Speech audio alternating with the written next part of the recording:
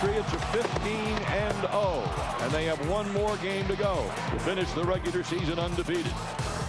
Can the Patriots pick up that lone victory to cap off a historic National Football League season? They'll have to beat the Giants in the Meadowlands. That game on NFL Network. Will the Giants rest their starters? They've already clinched a playoff berth. Monday Night Football on Christmas Eve. The Chargers taking on the Broncos, and the Chargers with playoff implications on the line as LaDainian Tomlinson's club tries to win for the 5th straight time.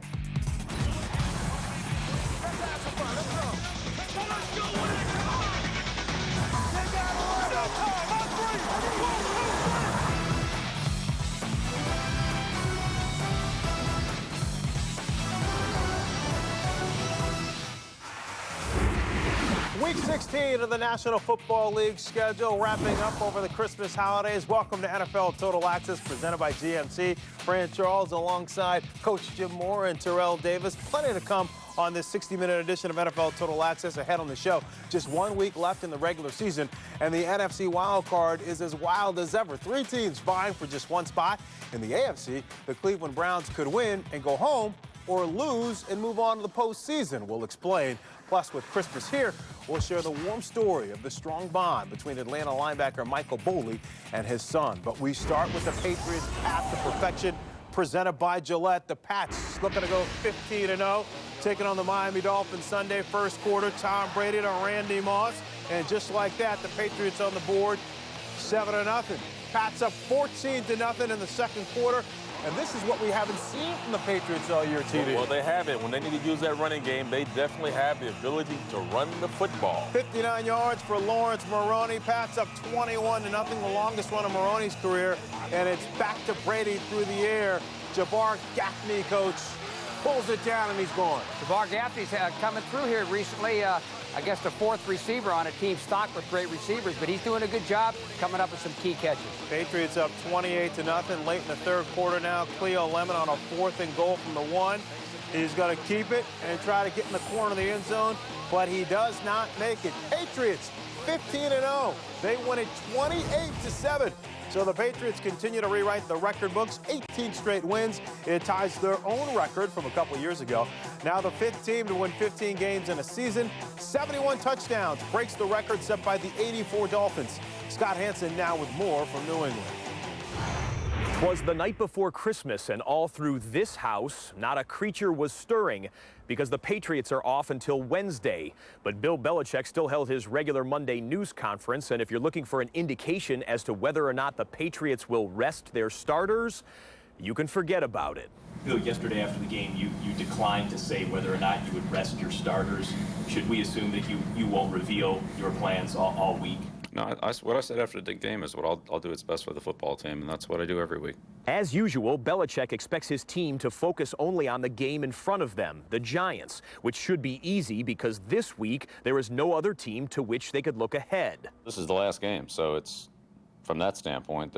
Right now there isn't another game. We don't know who it'd be against. So you know, this is a good team to focus on. They're a good football team. They're a playoff team. And they're a tough physical team that we saw earlier in the year and had some exposure to in preseason. So I don't think we'll have any trouble getting our attention, any of our attention, players, coaches, or anybody against the Giants. There has been speculation that with New York's playoff spot already locked up, the Giants may rest some starters of their own. But Belichick says it won't affect their game planning. Are you preparing for the Giants as if all their personnel will play? We always do. We prepare for all the players that are on the active 53 roster. Unless they're declared out for the game, we prepare for all of them every week. Absolutely. Belichick ended his media session by wishing everyone a Merry Christmas, although it could be a working holiday for the Patriots coaching staff. Belichick says that even if he closes down the office on Tuesday, quote, there are still some things we can work on at home. In Foxborough, Massachusetts, Scott Hansen, NFL Network. All right, you heard Scott to say the Giants clinched a playoff spot. They got down 14-0 against the Bills, but we're up 17-14 until Marshawn Lynch goes in. The Bills taking a 21-17 lead. Lynch finished with 18 carries for 70 yards. In the fourth, Bills up 21-17. Trent Edwards' pass is picked off after it's tipped. Kavika Mitchell, 20 yards for the score. Giants regaining the lead 24-21. and Ahmad Bradshaw. Where'd he come from? Out of nowhere. A rookie from Marshall, coach, going 88 yards. If the Giants can get a running game in the playoffs, that will certainly help them. Well, yeah, it's going to take some of the pressure off Eli, who's really been struggling here of late. Giants win it 38-21. They make the playoffs for the 3rd year in a row. So the 1 through 5 seeds all locked up for the NFC. Giants in the playoffs, locked into that number 5 slot. With that decided, the big question, will Big Blue rest its starters against the Patriots Saturday night?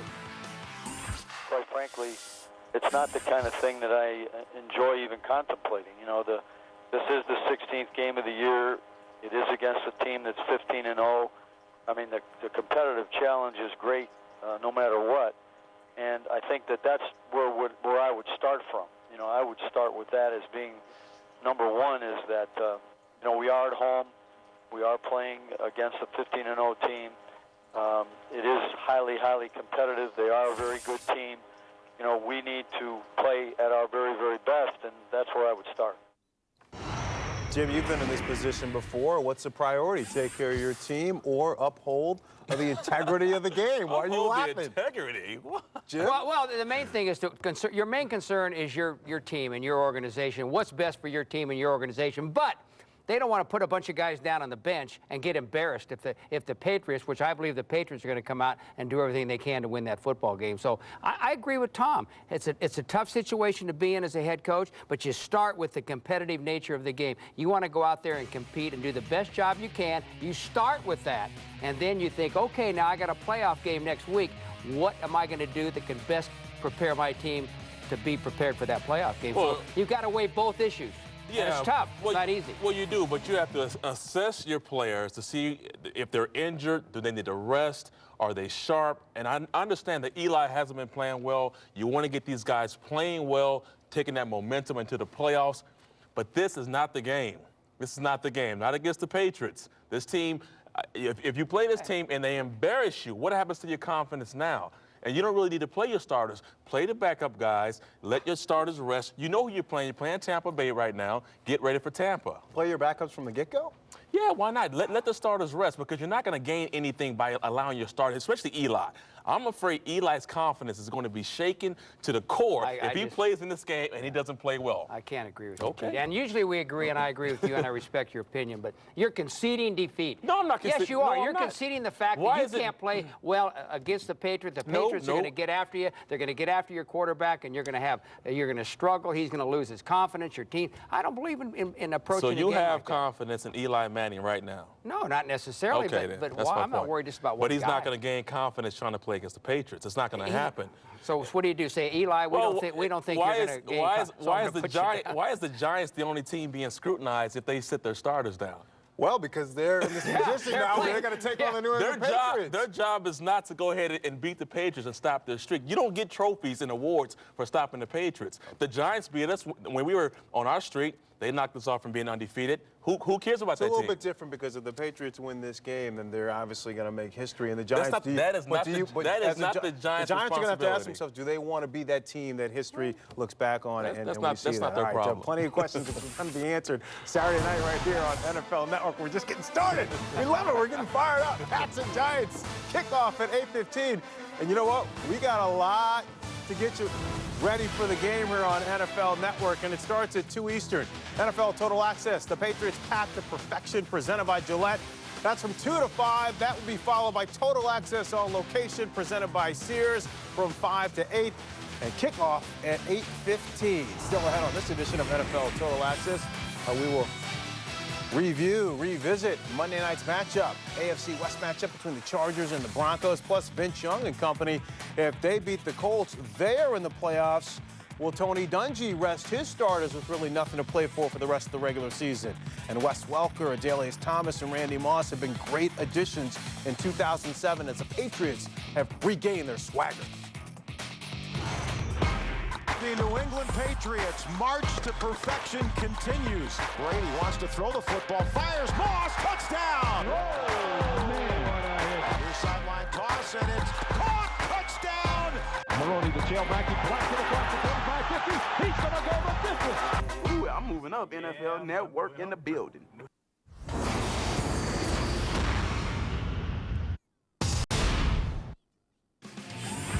All right, LaDainian Tomlinson and the Chargers trying to stay in contention for that third seed in the AFC playoffs, taking on Jay Cutler, who was born in Santa Claus, Indiana. How about that? All right, Broncos opening drive here on a 3rd and 7. Jay Cutler can't find anyone, so he gets rocked by Luis Castillo, and Sean Merriman recovers the fumble. San Diego added a 40-yard field goal and went up 3-0. Later in the quarter now, Rivers pumps, and he finds Chris Chambers down the left side for a 30-yard pickup. Chambers fumbles the ball out of bounds. 12, couple of plays later, no worries. LaDainian Tomlinson, he has had a strong second half of the season. Love the way he's running the football of late. Great when they make it to the playoffs. 17-yard touchdown run. Tomlinson with 15 touchdowns for 4 straight seasons. Second quarter, Cutler looking, but he's sacked by Castillo. The Chargers with 4 sacks in the first half. Denver only had 3 first downs the entire half. 1:11 left now, and it's Rivers to Vincent Jackson, who takes a hard hit, but he holds on for the 28-yard gain. And now with 9 seconds left, Rivers looking in the end zone, but he cannot connect with Chris Chambers, so the Chargers settle for a field goal, and they were up 16-0 at the break. Third quarter now, and it's Rivers to Antonio Gates, who makes a great grab. It's a 24-yard catch. Gates going to the Pro Bowl, and that's why, Coach. One-handed shot. This guy's something special. That's why he's in the Pro Bowl. Same drive. It's Rivers to Chambers over the middle, and Chambers lunges in for the touchdown. Chargers in control, 23-0. Broncos ensuing drive. Jay Cutler. His pass goes in and out of the hands of Tony Scheffler. Clinton Hart intercepts the pass. Nice play here. Nice play. Should have caught that ball. Good throw by Jay, but you got to make that catch. Bad night for Cutler. So Billy Volek now in at quarterback as Rivers had done enough, but he fumbles the exchange with Mike Turner. Marcus Thomas recovers. Broncos added a field goal, 23-3. San Diego still in control. Same score in the fourth. Cutler cannot find anybody open. It was a reoccurring theme. Picks up 21 yards on the scamper. And a holding penalty on Antonio Cromartie would add 5 more yards.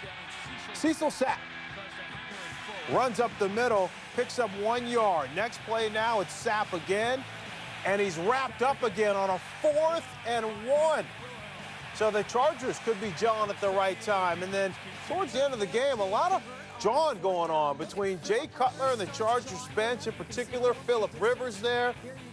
Champ Bailey made a comment earlier in the week that Phillip Rivers has not done enough in the league to be talking as much as he does. So apparently he talks on the football field, and that set off both teams here. The Chargers, though, incidentally, they win the football game. They're 10-5, and they have won 5 straight, and they are trying to have control of that 3rd seed in the AFC.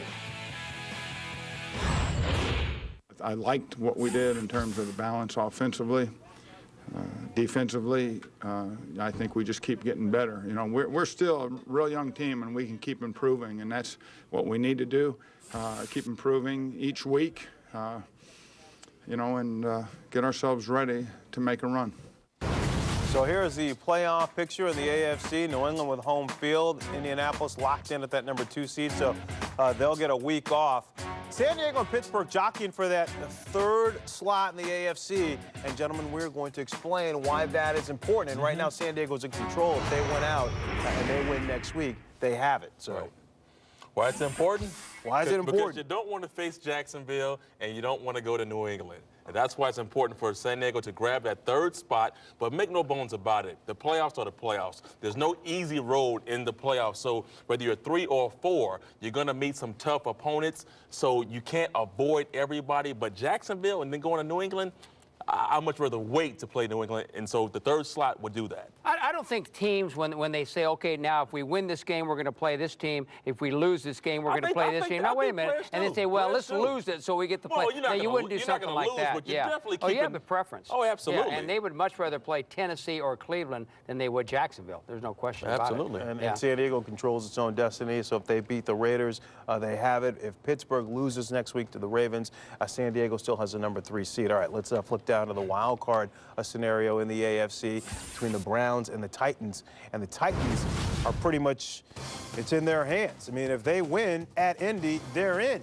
the Browns, in effect, could win, but it doesn't mean anything. The Browns need the Titans to lose for Cleveland to make the playoffs. And so the question is, when it comes to Tennessee, they're going to take on Indianapolis. How long will Tony Dungy play his starters? We were able to rest some of our regulars at the end of the game. We'll probably do that a little bit sooner this week. Not exactly sure how long they'll go, but you know, we do want to win the game. We want to keep the momentum going, and we want to play better. So that's our plan. We do plan to play everybody. Don't know exactly how much everybody's going to play yet, but we do want to try to win the ball game. The caveat there Tony Dungy laid out, we plan on playing everybody, Coach, but we don't know for how long. Yeah. What would you do in this situation? Well, we talked about the Giants and Patriots earlier.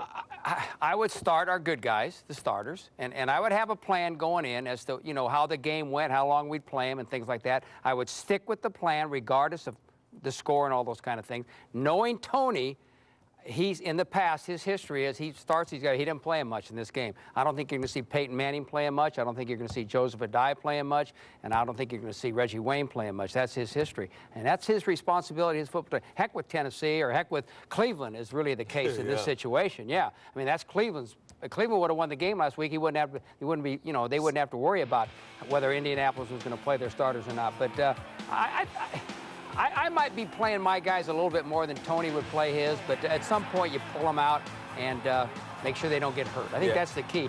I don't like the word rest. You don't like rest? I don't like the word rest. I mean, you rest a guy for 30 minutes, big deal. I mean, is that a big rest? Not necessarily a big rest. No. I like to keep a guy from the chance of getting one play, Peyton Manning's down, one play, Joseph Adai is down, and you eliminate those chances if they're out of the game and they're not playing. You get them ready for the playoff game. Well, bad news for Cleveland. What? No, I know it is. You're right. Bad news for Cleveland, okay? If you're Romeo Tennessee's Crennel, going to win this game. But if you're Romeo Crennel and the Cleveland Browns, you have a little bit of a beef here? No, beef for what? You had a chance to make the playoffs on your own account. Don't wait for somebody else to beat another team to allow you into the playoffs. You had a chance to get the job done. You didn't get it done. So don't sit back and have beef or a gripe with another team. I mean, listen, they had their chance, and that's it. So if they don't make it, they deserve not to make it. All right, it comes down to the final week in the National Football League in the AFC, and also in the NFC, it's going to come down to the final week to determine who has that final wild card spot. The Washington Redskins doing everything to stay alive in Minnesota. We will chat NFC when we come back.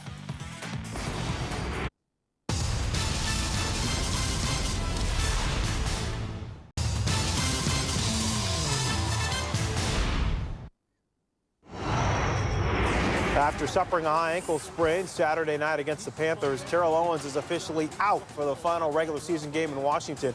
But now that the Cowboys have clinched home field throughout the playoffs, will Wade Phillips rest many of his banged-up starters Sunday? We have something to play for, just like last week. We play to beat the team we're playing. We play for pride. We play for our fans. We play for our family. We play for coaches, whatever. But that's the way I'm approaching these games. We want to see who's healthy, see who's ready to go, and then, like I say, we're going to approach it that we're going to try to win the game. That's the way you play football. Dallas Cowboys will take on the Washington Redskins. Washington taking care of business against Minnesota. Todd Collins on the flip to Clinton Portis. Nice throw. Portis to Antoine Randall. Skins up 22-0 at halftime. In the fourth, after a couple of Minnesota TDs, it's 25-14. How about Todd Collins finding Santana Moss? Now, he made the catch. Brad Childress, they wanted to challenge, but he held on to the red flags. The Skins race up. They try to get to the line. They fumble. The Vikings recover, but Joe Gibbs challenges, and there were 12 men on the field. And he was right. So the Redskins keep the ball. Later in the drive, turn in the corner, and watch the cutback right there. Redskins win it 31-21. The Redskins win their third straight. They are now 8-7, and here's a wild card scenario in the NFC. If the Redskins beat Dallas, they're in, or if Minnesota and New Orleans lose, the Redskins are in. The Vikings need to win at Denver, and they need Washington to lose. The Saints are still alive. They need to win at Chicago and hope that Washington and Minnesota, they both lose. And coach, the Washington Redskins, a few weeks ago, people had written them off, and they are playing inspired football with the death of Sean Taylor. They've won 3 games in a row. and they look like they could be the team. I'll tell you what, I think they're going to be the team. I think they're going to play Dallas at home in Washington. I think they're going to beat Dallas. I don't think Dallas is going to play their good guys the entire game, but I think Washington is really playing good football. I was so impressed with them against Minnesota. People say, well, how come Minnesota blew the game, or how come Minnesota didn't play so well? I think it was the fact that Washington played so well. They dominated the front with their offensive and defensive line. You know that they held Chester Taylor and Adrian Peterson to a combined 41 yards rushing? That's a terrific performance by their defense. Their defense has been good all year. Todd Collins playing great football, better than Jason Campbell was playing.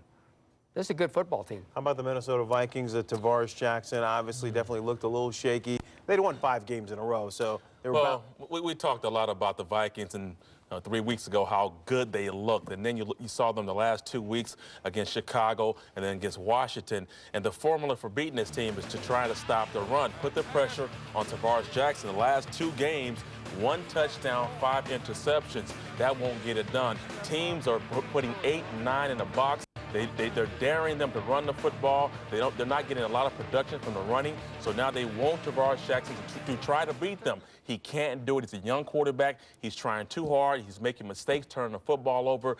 I used to be sold on this team, but now they're going to have their hands full trying to make the playoffs because they lost that advantage when they lost the game against Washington. Yeah, it's tough to be one-dimensional for any team heading into the playoffs and be successful. All right, when we come back on NFL Total Access, the last Patriots loss happened in the AFC Championship game, and that didn't sit well with the folks in New England. We will tell you how Pats got their swagger back. Intercepted! Marlon Jackson! The Colts and the Bears in the Super Bowl. Do you believe it?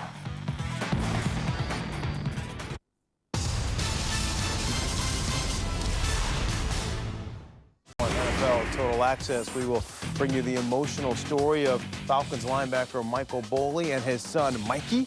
You don't want to miss that one. In Nike Rewind, we'll take a look back at the best players of Week 16. Big and Rich will help us out.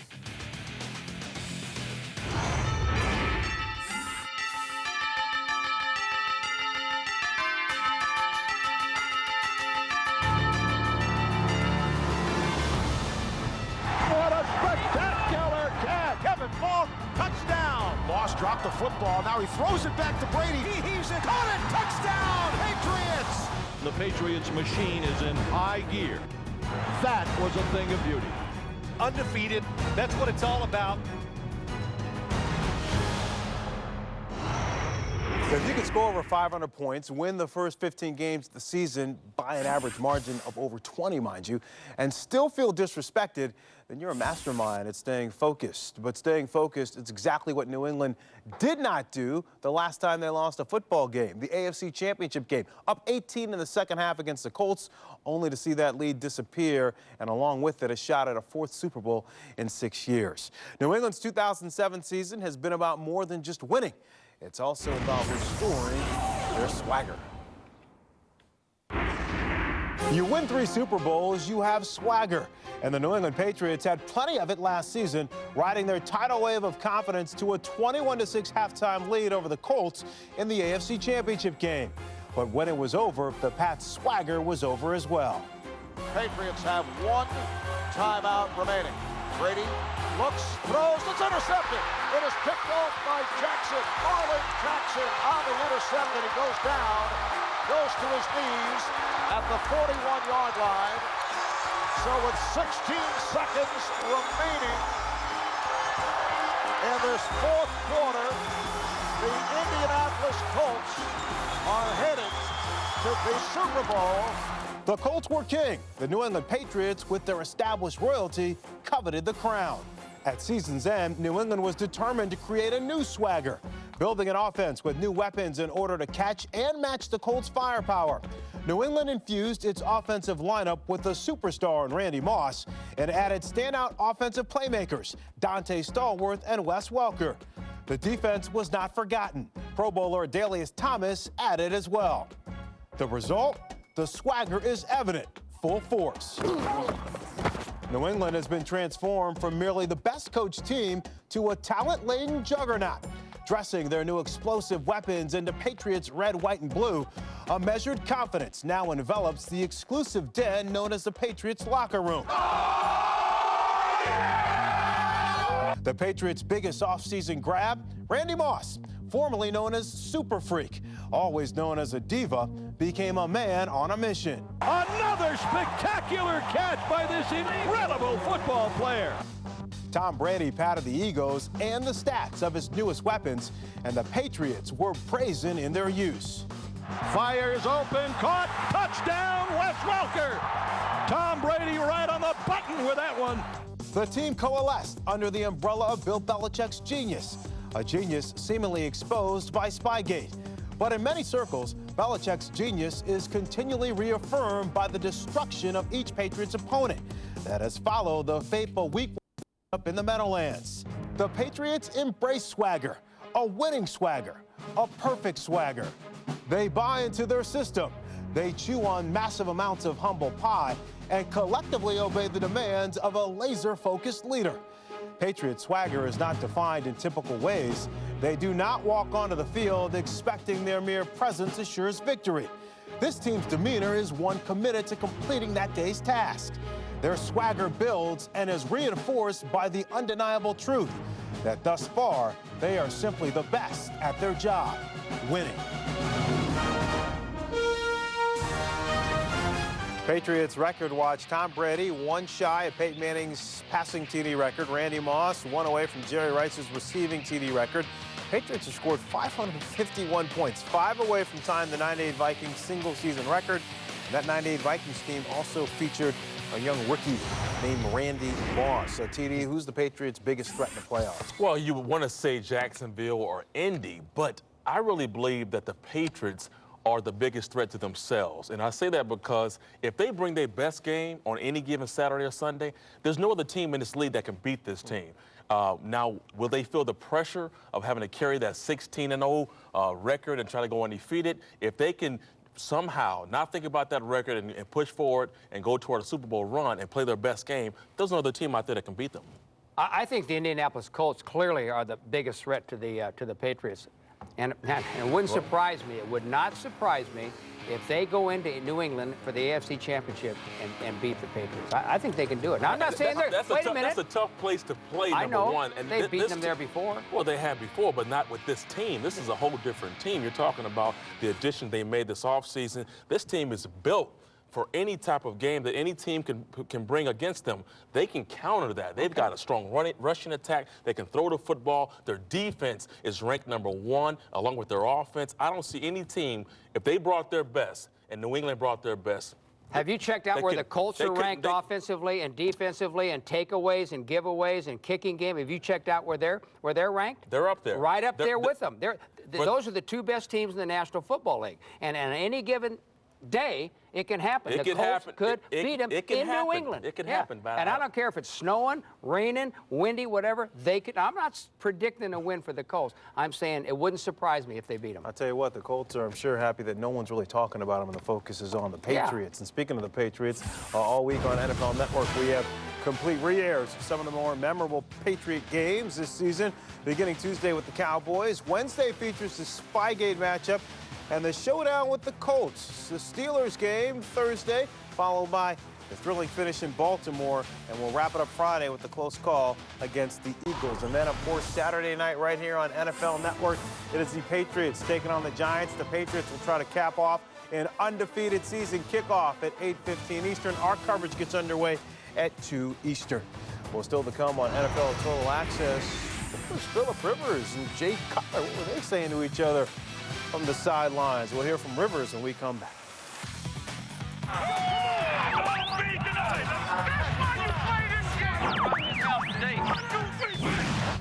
So call us the Grinch.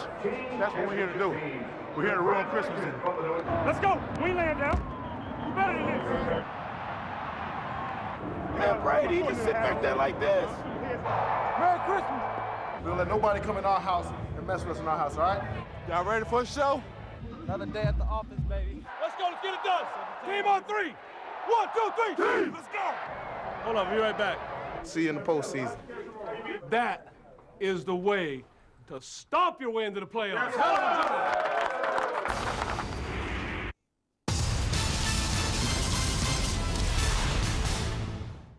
Guys, this was a scene midway through the fourth quarter between the Broncos and the Chargers. What were Jay Cutler and Phillip Rivers yelling at TD? Are you surprised? I'm very surprised because you're talking about two quarterbacks. That's not usual. A lot of animation there. Here's Rivers' explanation. I wasn't really saying hardly anything. I was just kind of pulling for the guys after they got the big stop there. I know some of the guys, as it is in any game, you go back and forth all game. Nothing worth writing about. That's one thing I've always done is played with a lot of emotion and had a lot of fun, and some of that consists of yapping with the other guys. But it's never never use any profanity or anything demeaning of those guys, other than what's part of the game. That's the way I've always played, and I think it's part of it. I certainly, once the game's over, I think nothing else about it. Well, we appreciate the fact that Phillip Rivers keeps it clean. Phillip Rivers and the Chargers will see the Oakland Raiders next, and the Raiders will get a full look at their future. The top overall pick in the draft, Jamarcus Russell, will get his first start when Oakland plays host to San Diego. Russell threw his first touchdown pass this past Sunday, but he also fired 3 interceptions. Head coach Lane Kiffin knows the learning curve will be stiff for his star pupil. Well, I think naturally his confidence wavered a little bit. Extremely poor decision-making. I haven't been around decision-making like that before, as far as just throwing the ball up across the field like he did a number of times. And so, I'm sure that didn't help his confidence. And your first time playing an extended amount of time like that, and, to not have success like that, it can't help. Other notes, Willis McGahee will not play Sunday against the Steelers because of fractured ribs. Ravens have lost 9 in a row. Saints cornerback Mike McKenzie was placed on IR with a torn ACL. And Lions running back Kevin Jones also has a torn ACL. Rod Marinelli said he's not sure how severe the injury is. Time now for this week's GMC Defensive Player of the Week nominees. And we start with Detroit linebacker Paris Lennon, who recorded 7 tackles, had a 61-yard interception right here. Return in the Lions' 25-20 victory over Chiefs. Giants linebacker Kavika Mitchell, a couple of sacks, a forced fumble, 6 tackles, and this interception, coach, it turned the game around for the Giants. Yeah, it sure did, and great pass rush by him, and 2 interceptions here by the Giants, 2 for touchdowns. Big plays by their defense. Giants clinching a playoff berth for the 3rd straight season.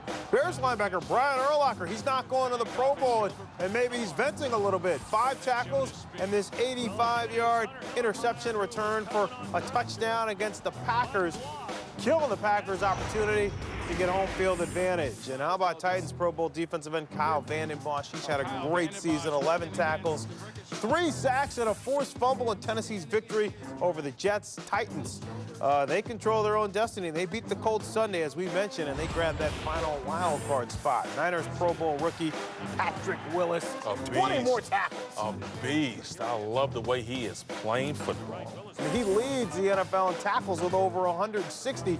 No one's even close to him. All right, so here's the full list of GMC Defensive Player of the Week nominees. Impressive stats across the board, but the question is, gentlemen, who had the biggest defensive impact in Week 16? Jim, I want to start with you. Well, I went for Patrick Willis because we talked about him getting 20 tackles. We talked about him leading the league in tackles, but to get 2 sacks along with that as a linebacker, that's pretty special. Not bad. My guy was Brian Urlacher. The 5 tackles, got the interception, took it back 85 yards for a touchdown. Played extremely well the last 2 weeks. You're playing the Green Bay Packers, your division rival. You put it on them like that, and to have that type of game, I like Urlacher's performance. Yeah, and then the Bears with really nothing to play for. Yeah. It's nice to see that Came they out to showed play, up though. in the poor weather and everything. All right, make sure to go to NFL.com/GMC to cast your vote. The voting closes, gentlemen, Thursday at 4 Eastern. Those are your GMC Defensive Player of the Week nominees. When we come back on NFL Network, we will introduce you to Michael Boley and his son, Mikey. They share a great bond. We'll have that story on this beautiful Christmas holiday. We have high hopes, especially seeing how far he's came in this short period of time. Just these 2 quick years. It's been amazing.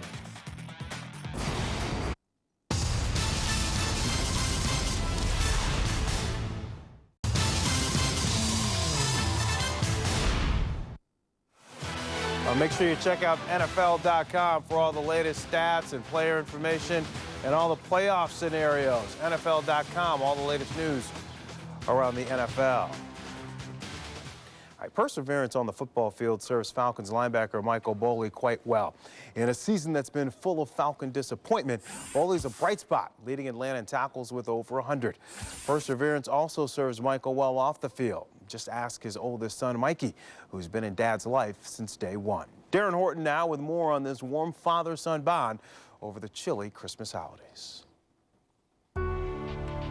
Since he first began playing football as a 7-year-old boy growing up in Alabama, Michael Boley dreamed of making it in the NFL. He became a sensation as a linebacker at Southern Miss. In 3 seasons since he was drafted in the 5th round by Atlanta, he has become an impact player for the Falcons, and he has seen his dreams come true. But he also wants to see his son's dreams come true as well. That was a big motivation for me to try to make it to this level so I could have the means so that he wouldn't be in need for anything. You know, firm believer in family first. I wasn't seeing what I needed to see as far as him progressing.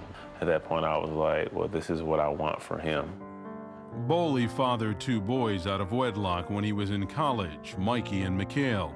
Before he turned 3, Mikey, his oldest son, was diagnosed with mild autism.